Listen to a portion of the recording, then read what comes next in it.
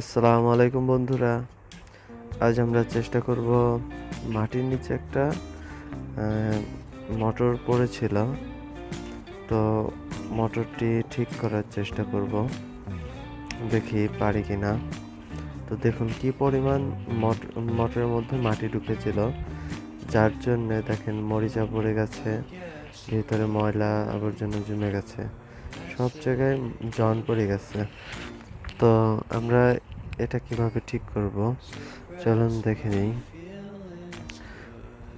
প্রথমে আমরা এই ছুরি দিয়ে এটা ঘষে নিব, কারণ মরিচা থাকলে এই মোটরটি ঘুরবে না, ভিতরে কারেন্ট পাস হবে না ভালোভাবে, এনার্জি পাস হবে না ভালোভাবে। তো আমরা এটা ভালো করে প্রথমে পরিষ্কার করে নেব।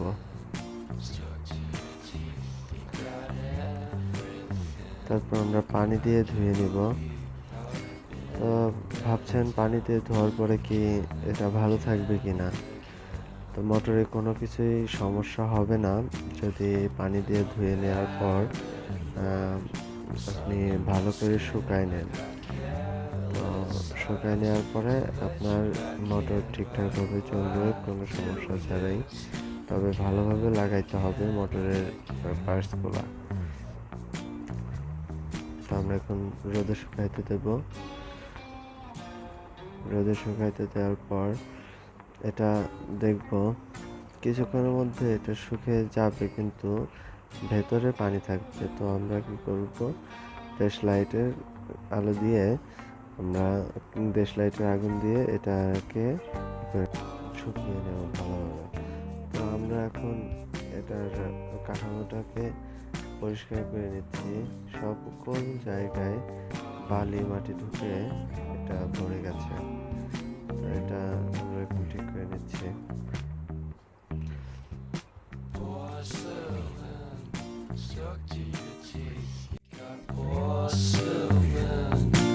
Under your skin, and I'm all for it again and again and again.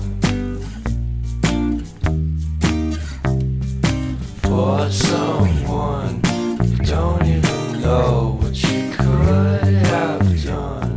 To tell you the truth, I love was. তো ভিউয়ার্স দেখতে পাচ্ছেন আমরা পরিষ্কার করে নিয়েছি ঠিকঠাকভাবে পানি দিয়ে। তো এখন এটাকে আমরা শুকাইতে হবে আমাদের। তো ভালো করে দেখে, মানে আপনারা অত করতে যাবেন না, বেশিক্ষণ ধরে রাখবেন না এক সাইডেই। তো এটা জাস্ট খালি নাড়াবেন গ্যাস লাইটটা ধরে।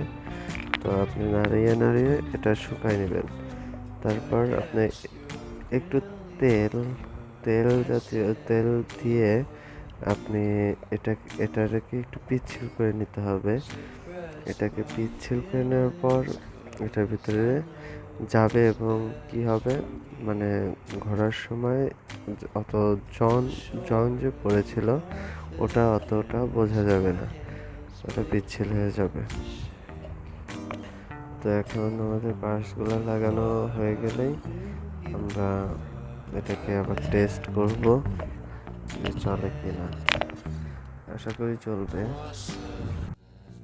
Stuck to your teeth, you got everything, and I can't believe how I've been let down again and again and again. চলুন তাহলে দেখে নিই টেস্ট করে যে এটা চলে কিনা। তো দেখুন মোটরটি চলছে, তবে বোঝা যাচ্ছে না, কিন্তু এই যে এখন দেখেন মোটরটি চলছে। তো এটা কিন্তু সাকসেস হলাম যে মোটরটি চালাতে পারছি।